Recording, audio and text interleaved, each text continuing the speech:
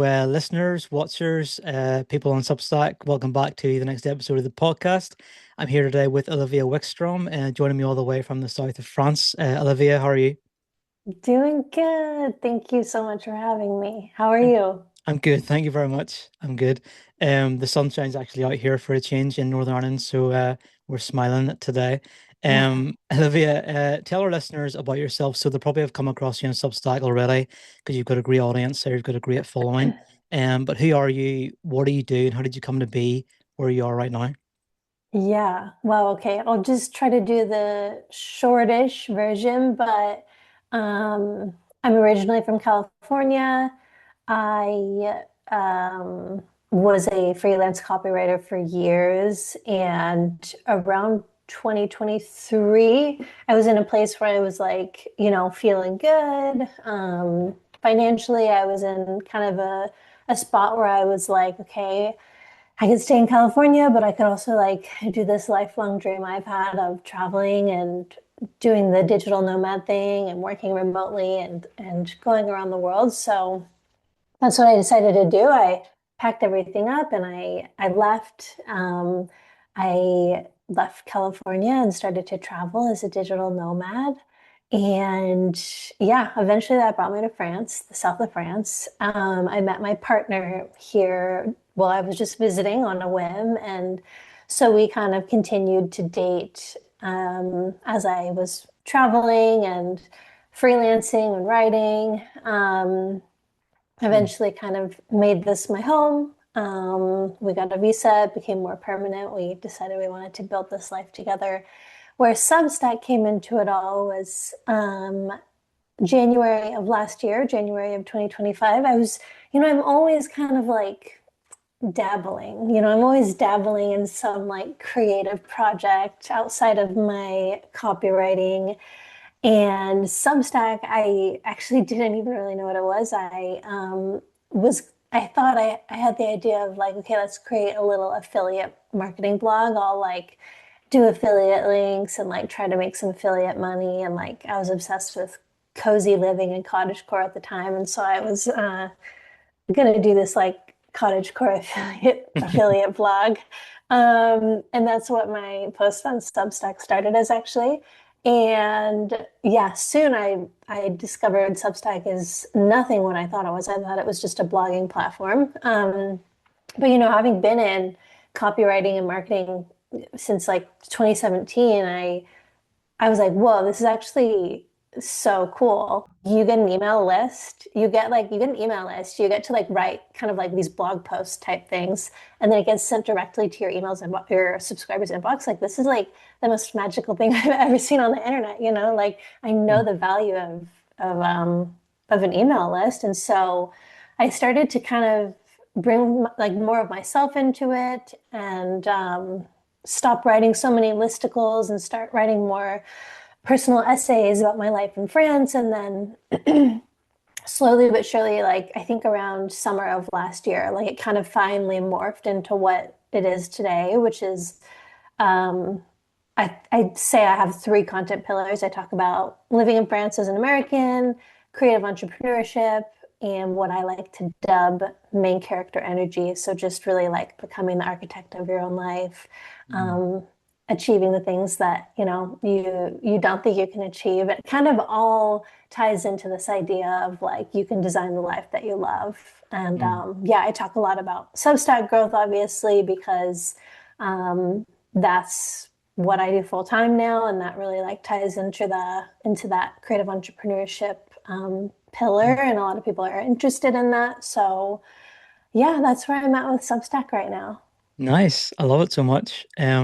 Yeah, because I think I came across you and I think I saw some of your pictures you're putting up and then I read a couple of your pieces and um I just love the way you just kind of tell it like it is. And you kind of in some ways I find break a lot of the conventional rules people will talk about in terms of how to put together a post and things like that. Like you kind of write just kind of longer streams of text and a lot of photos and things like that, which a lot of people don't do. And I love that about it. I thought that was so good because it's so different.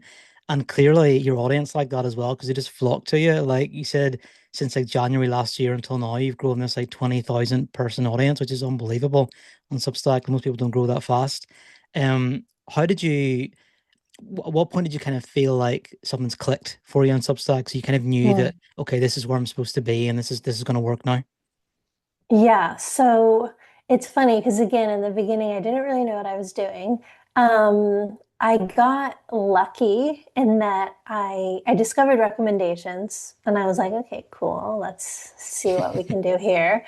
And I just recommended a random girl that I liked. She was putting out recipes, and it turns out she had like a really, really big following on Instagram, and she was like just starting her Substack, and so she recommended me, and through that I started to gain like thousands of subscribers, and I was like, oh my gosh, I like unlocked the secret. Like I know how to grow on Substack. But after a couple months, like it just stopped. Like she stopped Mm, posting about Substack, I think, and like it just stopped. And so I was stuck at like 2000-ish subscribers for like probably like 8 months. mm, And I just like for a while I was like, okay, this is just how it's gonna go. I'm just gonna it's gonna be slow growth. But at a certain point something just clicked and I was like, okay, I have to just start experimenting.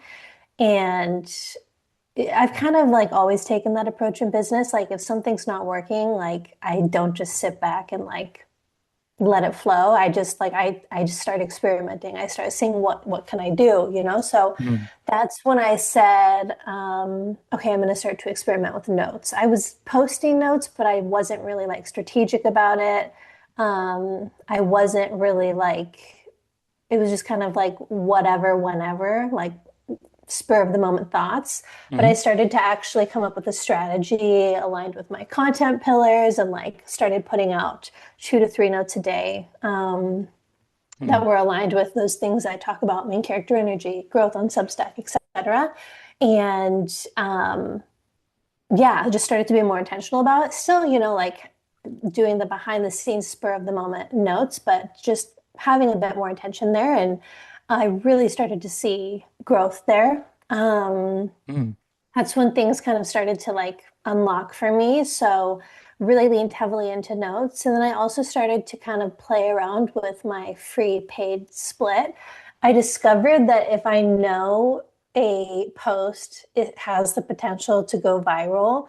Um, like for example, I wrote a post on like my Pinterest strategy that I used to bring like hundreds of thousands of viewers from Pinterest over to Substack. And like mm, that typically would be reserved for paid subscribers, but because I knew like the virality potential of it, I left it open.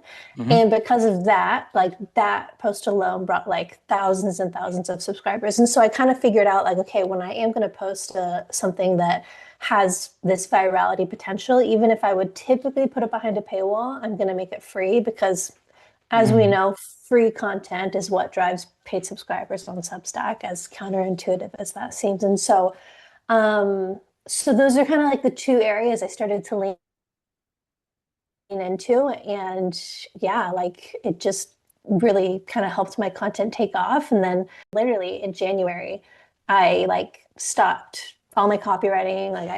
I stopped all my contracts with my clients and like just fully leaned into Substack and Substack coaching, and that's where I'm at now. Wow, I love that. That's such an incredible journey. And I mean, I love that you come at it with such a strategic mindset as well. It's not just kind of like post willy-nilly and see what happens. Like you really think through really carefully about what you're going to do. I want to touch briefly on what you said about your free content really driving the growth of your paid tier. Why do you think that is? Why is it that free content is able to bring in paid subscribers counterintuitively, like I said? Yeah, so the free content that I'm posting that typically would be reserved for paid, I will say the topics are usually related to Substack in some way. Mm, So my three top performing posts have been the Pinterest strategy that I talked about. The second one was oh, my note strategy, the note strategy that made me a bestseller. And then the third was how I took my Substack full time in 1 year. mm, So all of those were my top performing that have brought in like multiple thousands of subscribers. For example, this month I did one on like how to develop a paid tier and like ideas for what to put in your paid tier, how to like notify your audience, how to set it up. So like every month I try to put out one free strategic article that focuses just on some area of Substack that Mm, that can help my subscribers, yeah, really like grow their publications and hopefully also take it full time and be a full time Substack creator. mm, But yeah, that's usually my focus for the free ones is some type of Substack strategy or some type of strategy that ties into creative entrepreneurship because I think that's my most popular pillar at this point on my platform. mm. So is it kind of a matter of just demonstrating that you know what you're talking about, you can offer so much value. So then free subscribers maybe think, okay, clearly her paid tier is going to be even better than this because if this is a free content, then the paid content is going to be maybe at a higher level or just as good as this. Is that kind of maybe what works with it, or is it something different, do you think? Disagree with me if you want to.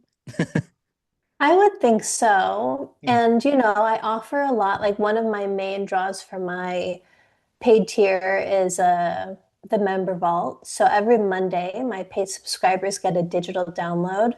And mm, at this point, I think the vault is valued at like $575 or something like that. And I have like many Substack related downloads in there, workbooks in there. For example, like your first 1K is like a super thorough Substack workbook on like helping you kind of set up your publication to make your first $1,000 on the platform. So mm, the member vault, I think, is a really big draw. And I think that maybe subscribers read this piece, they're introduced to me, they're like, okay, yeah, this is interesting. I've discovered some ideas for how I can grow my Substack. I see that she has this vault where I could go much deeper. mm, Um, why don't I just unlock it for $8 a month and give it a try and see what happens? That's kind of what I assume. mm. But I'm not them. So that's what I'm thinking and that's what I'm hoping. But yeah, that's where we're at. Love it. Tell me about Pinterest then. I think that your Substack publication has on your feed on notes has this vibe of like Pinterest, Instagram, more so than other publications might have. How have you kind of nurtured that? Is it just purely you just share what's going on with you, or is there like a real kind of strategy behind what you choose to post and the imagery you put out and how you write about it? Yeah. So Pinterest itself, I'm very active on Pinterest. I'd say I do post, like repost and repurpose some of my content on Instagram and LinkedIn, but Pinterest I'm pretty dedicated to, and I just hit 1 million monthly views on Pinterest, which is Wow. cool. I don't see a lot of subscribers come from Pinterest. However, I get a ton of page views from Pinterest. Mm, That's kind of something I'm trying to figure out right now is how I can and kind of decode is how I can convert more of my Pinterest visitors into subscribers.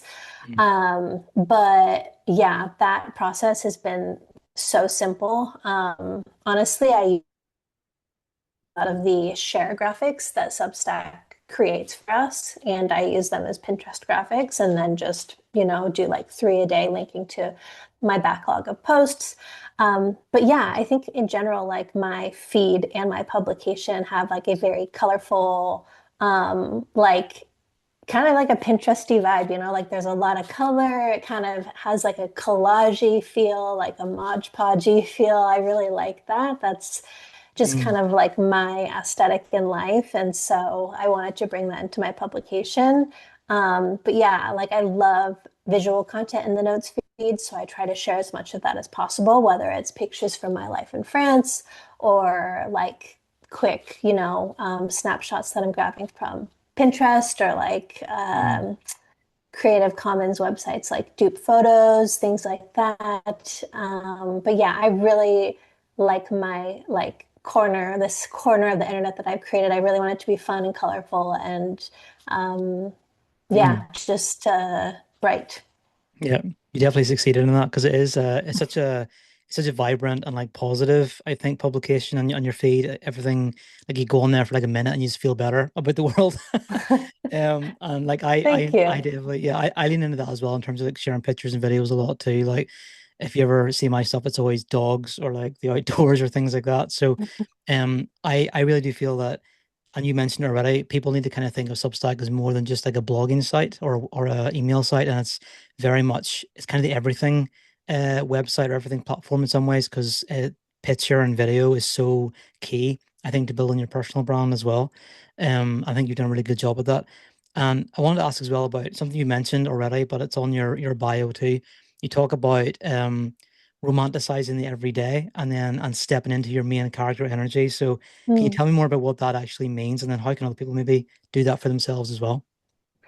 Yeah, so I mean, I think when I think of these terms of like main character energy and like romanticizing your life, I think the simplest way to describe it is like just being present for our lives, like the easiest example is like this morning, instead of just like having my coffee on the couch like I usually do, I could like open the curtains and like go out on the terrace and like enjoy it in the sun, maybe read a chapter of my book. I think it's like the term novelty, like just doing new things that we don't typically do that are kind of out of our schedule. Like to me, that's kind of what romanticizing my life means. It's Mm, just switching up my life in the smallest ways that I can every day in some way, like taking a different walk than I would typically take, or like maybe going to one of like the local artisan markets that there are so many of here in France, rather than like the supermarket. mm, Like taking an hour on like a Tuesday to just like go read on my terrace when I would otherwise be working. Like just these little things, that allow us to kind of like interrupt the normality of our lives mm, and yeah, have a moment of novelty that we'll remember, like have a moment of something special. I think it's very accessible, and that all you have to do is mm, break up your routine, and just do something that you wouldn't typically do. I share like a calendar once a month with my paid subscribers, and every day I give them one small thing that they can do to romanticize their life in relation to the season. So, mm, whether that be spring or, yeah, like in the spring, for example, it's like surprise your neighbor and like put a bouquet on their doorstep. mm. Take a Nice. morning, yeah, take like a morning walk with the sunrise, just like little things, and then when it Mm, comes to main character energy, I think it ties into that. I think like a part of that main character energy is finding those little beautiful everyday moments and like enjoying them and living in them. But I think another big part of it is like being the architect of your own life, and um, mm, making the scary decisions and taking risks and saying yes, um, and going off into the unknown. Like I think my journey has very much been built around moments like that. Even, just the most recent one of deciding to go full time on Substack, like that was scary for me because initially I was taking an income cut. I was leaving some pretty stable freelance contracts that I had had for, years. hmm. Um, and it was like, okay, am I really going to do this? Am I really going to make this jump? But I did, and it paid off. And now I'm making even more, and like so like that to me is kind of like a main character energy move. Like I took Mm, the scarier route, that required bravery, mm, um, and so I think we can all just kind of channel that main character energy by saying yes more, and by doing the things that scare us more, and mm. by saying like, yeah, okay, that's my dream, and I actually am gonna go achieve it, and not just sit here and say someday. So that's how I think about it. Brilliant. I feel, Olivia, like you're describing what every creator wants to have their life look like. Like it really does feel like that. I think a lot of us as creators are striving towards having that kind of freedom and just being able to live our lives the way we want in the place we want to be and do what we want to do with our day. I'm definitely working towards that myself more and more. Like I'm full-time writer, creator as well. And what I want to do is do as little work as possible, not because I'm Mm, lazy, but just because I want to enjoy more of my life, as you're describing. And it makes such a difference when you're able to do that. What's it like living in France as an American? It's just one of your pillars that you talk about. yeah. Is it a big cultural shift for you, and how are you adapting to it? It's funny you did that, and I immediately did a facial expression that I've adopted from living in France. You know what I mean? Like I've adopted so many like facial expressions and like little like sayings, just small things, but Mm, yeah, it's so funny. Like I think it's because I'm American. I it's this American entitlement I think that we have that like, it can't be that different. You know what I mean? Like, I think that it's much more different than I actually thought it was going to be. mm, I think the biggest difference I see is work, the French relationship with work versus the American relationship with work. My partner is French. He's very, very French, and to him, a wealthy life means like a good quality of life. Like to him, he equates the word wealth with being able to work 35 hours a week or less, and then being able to spend time with friends and family and eat good food and go on hikes. And for me, I'm American. I equate the word wealth with like making a lot of money and mm, like being able to retire early and like take care of my parents. And so I think the relationship with work is very different. I compared to French people, I'm like definitely a workaholic. It's I I'm very grateful though for the like that American entrepreneurial, like American dream kind of identity that was instilled in me. I am grateful for that. I think it really does drive me.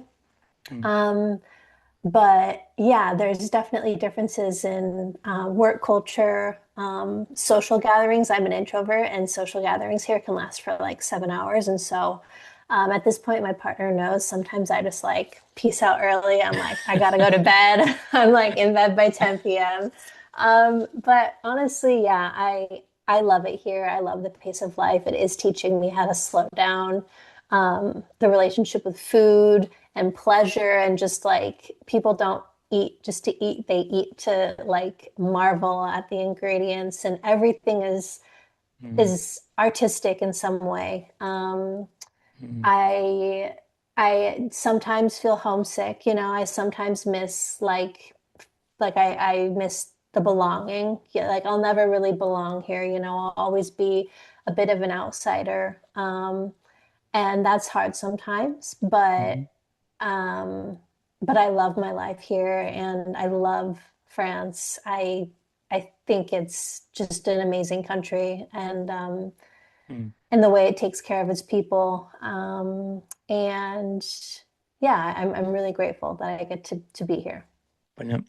Yeah, some of my relatives lived in France for a long time, and I remember going to one of their weddings, and it goes on for a lot longer than it does here because people get up and dance, and they stop and they have some food, they get up and dance again, and it goes on like that for a while, and it's great. It's so much fun, but whenever you're from the UK and you're used to just like a little bit of food, a little bit of dancing, and that's it. It's a big cultural shock. But I know what you mean. Everything you described there. I've been in France a few times, and that's exactly my experience as well. People savor life so much more, and everything's Mm. slower, and it's just so much more enjoyable than it is even over here in the UK. Can you speak French at all? I'd say I'm about like 40% fluent. Brilliant. My partner's family does not speak English. All of his friends do, obviously, all the young people do. But his family, and actually his sister and his sister's boyfriend, they're not really great in English. And so when I'm with them, we do like weekly family dinners. I'm speaking French. And yeah, I mean, everyday situations, going to the doctor, going to the grocery store, like I can navigate. I think it's the more like deeper philosophical Mm. uh, conversations where I start to get lost, but we're getting there. Good. Brilliant. That's a lot more than I can do anyway. That's awesome. And I wanted to ask you, this is a little segment that we were going to do maybe later, but maybe we'll do it now. Just talking about TV shows and movies. Just you sort of Yeah. talked about home and things like that, and maybe we can touch on some of these shows as well.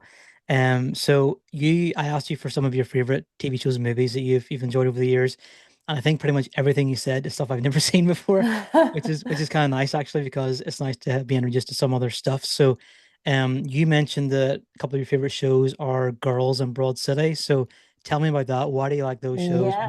Why should people watch them? Oh my gosh. Okay, this is like very millennial, like girl millennial TV. I feel like old saying that because like millennials aren't cool anymore, you know, it's like all about Gen Z. But Girls is like pretty much like the 2012 version of Sex in the City. So it's just like, you know, four friends in New York, like navigating what life is after college. And like, it's just very coming of age and like funny and like cringe. I watched it when I was in college. You know, I was in college in 2012 through 2017, and like it was just kind of like my guiding light of like this is me in 5 years trying to figure out like what the hell you do after you graduate, and I loved it. Broad Mm, City is very raunchy. It's like it started as like a YouTube sketch comedy and turned into a TV show on Comedy Central. And it's just about like two best friends in New York that do insane things. It's Alana Glazer is like one of the main characters, and she's this amazing comedian. And yeah, they just do like the most insane things you can think of in New York, and it's hilarious and mm, very raunchy and just like, mm, yeah, hilarious. So both of them are great. Both of them take place in New York City. And mm. both of them are very like millennial women, like stepping into their power. When you talk about New York, I'm watching How I Met Your Mother, which passed me by at the time. So obviously it's Yeah, much older show now, but it's yeah, just funny whenever you go back and watch these shows that were made like 20 years ago, and the difference in the humor probably like pulls apart from what you've mentioned in terms of the shows you're watching. Like it's so yeah, different, I think. Still funny, but it's just funny how much humor and comedy and TV's evolved over the last few years. yeah, And even shows like Broad City and things like that probably it's probably evolved even from that point now as well to what is like in 2026, which I find fascinating. I love watching TV. I love sort of consuming TV writing in particular as well, sort of seeing how that yeah, changes over the years. So yeah, I'll definitely check out Girls in Broad City at some stage. yeah, And you mentioned as well, so you talked about the Outrun with Saoirse Ronan. Uh, yeah. Tell me about that. Oh my gosh, it is so good. It's one of those movies that I randomly stumbled across, and it's like my favorite film of all time. It's also a memoir, and it's a true story, and it's about a girl getting sober. She lives in London, but she's from the Orkney Islands, and so she goes back to the islands to get sober. And it's just kind of about her journey of like early sobriety and the struggles, and just her in this tiny cabin, like kind of Mm, like learning how to live again and like rediscovering her identity. And like she's very in touch with the elements. And I'm sober, and I got sober about 5 years ago. And yeah, mhm, just like it's very emotional, and like it really touches me, and it's very like artistic and aesthetically pleasing, and just an incredible movie. It's lovely, and it has a really nice soundtrack as well. So I mhm. love it. Saoirse Ronan's a good actress as well. Like I love everything she's in. She's just so good. Yeah, Yeah, brilliant. I'm gonna check that out as well. I love it. yeah, I love getting recommendations for shows and books and movies I've never seen before. So thanks, Olivia. Appreciate that. yeah, Let's just quickly touch on Substack again, because one thing that you've talked about and I've seen on your website is that you offer coaching and things like that for people. So, first of all, what's it like being a Substack focused coach? And then what's a common thing that people will repeatedly come back to you about in those kind of sessions that maybe you could give us a wee bit of a tip on today? yeah, yeah. I Love it. This is my first time doing any kind of coaching. I think the thing I love most is that every single person I meet with is so different. Like Mm. every publication is so different. People have such different goals and visions. Like, you know, from like someone that just bought a castle in France and is like, documenting her family and like their life as Americans in this castle in France, which is like so amazing, to this guy that gives free flights to people in need Mm. because he has the time and capacity, and like telling the stories of that. Like I get to talk to and meet with these really incredible people. People that have started like fashion brands, and it's just amazing. Like everyone is so different. Mm. And to be able to help them like tell their stories and bring that passion to the platform, it's just really fun.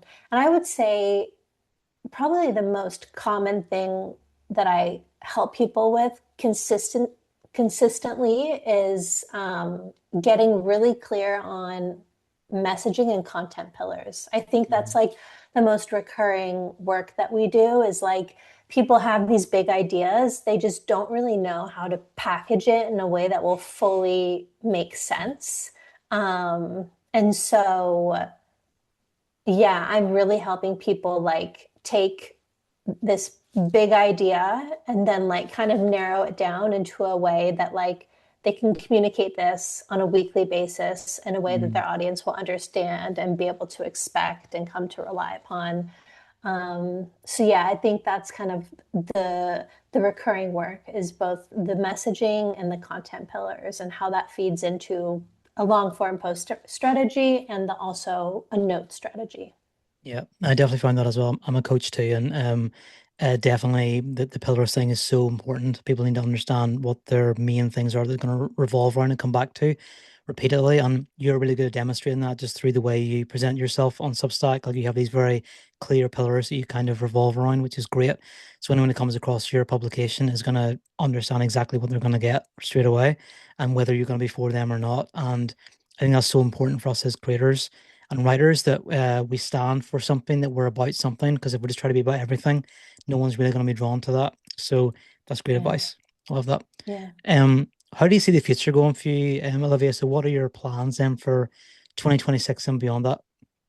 Yeah, so we have some exciting things coming up. I'm going to be releasing my first course in Nice. 2026. Yeah, it's been on my radar, and I've been like, saying I'm going to put it out for months now, but I'm actually taking a full week off in June. I won't be putting out any new content. I won't be taking on any coaching clients, and yeah, just get it out. So topic I don't want to share yet. It's a bit of a surprise, but it is related to Substack. So I will be putting out my first course this year. Nice. Also in June, I'm starting a new series. And so I've had multiple series on my Substack. One of them was how to become the main character in your own story. And over 8 months, we explored different areas of life um, where you could, kind of step up and become that character. Over the past year, I've been doing a year of living French, where a couple of times a month I explore different French customs that are allowing me to, live a slower, more intentional life as an American in France. Mm. So when this year of living French experiment is up in June, my new year-long column or experiment is going to be called Becoming the Main Character in My Own Story. So I'll be turning 32 in June, and I'm going to use the year to kind of quote unquote glow up across several areas of my life. And I'm going to be bringing my audience along with me and um, kind of relaying everything that I learn.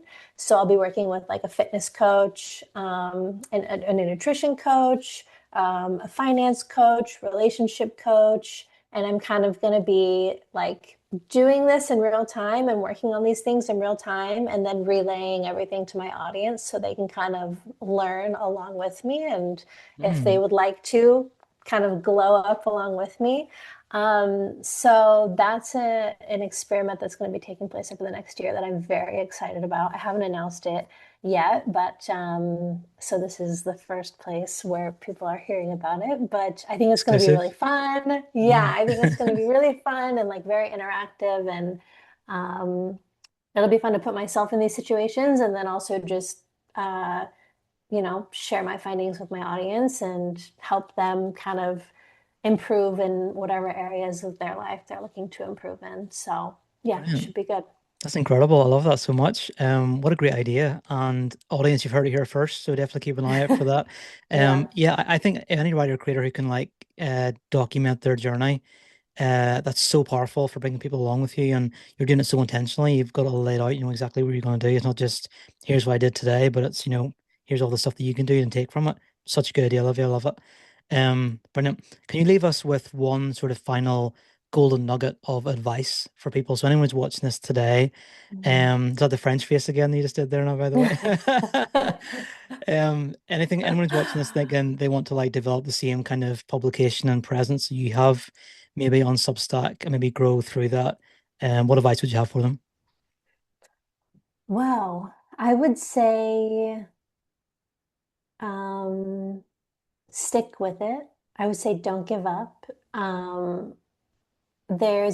I talk about this a lot. There's a podcast episode on how I built this with Guy Raz, where they interview one of the founders of Airbnb. And he's telling the story about how Airbnb got to this phase where they were like not doing bad, but they weren't doing great, And it was just kind of like they plateaued and they were like, should we keep doing this? Should we stop? Like maybe this is as good as it's going to get. And he said that like that plateau is where most business owners give up. And if you can make it to the other side, like you will be one of the few that win and that make it. And I love that. And Mm, that has kind of been my motivation through this Substack journey. Like I shared a post recently about how like 9 months my growth line was like flat, on the platform. And there was a point where I was like, should I keep going? Like, should I keep doing this? mm, So my advice is to just like keep going. Don't give up, even if it's like 9 months and you haven't gotten like a new paid subscriber yet. Like, just keep going, keep experimenting. The platform is continuously releasing these new things like note scheduling and creator studio and lives, and like just keep experimenting, keep showing up. There's no way you can put in the action over and over and over again and get no results. And so, as mm, long as you could just keep showing up and putting in the action, the results will come. It might take a year, it might take 2 years, but like if you really want to grow on this platform and if you really want to build something, if you're passionate about what you're writing about, um, keep going and like the results will come. That's all I can say. And there will surely be more challenging points in my journey, where my growth will plateau and where I will question, am I doing this for the right reason? Should I be doing something else, And like when I get there, I'll have to cross that path again. But I think we move through them and we keep growing. So that's what I would say. what a great way to end. Brilliant, brilliant advice. Yes, everybody's listening, please keep going with what you're doing. Olivia is a shining example of how you can reach that kind of level of success if you just stick with it and keep developing over time. Olivia, thank you so much for this. So good to chat to you today. Yeah. I'm super excited to watch what you do over the next year with these new ventures and with your course and things like that. And everybody else, make sure you subscribe to Petal and Hearth and follow Olivia and see what she's going to be up to. Olivia, thank you so much. I'll catch you in Substack real soon. Thank you. Thank you very much.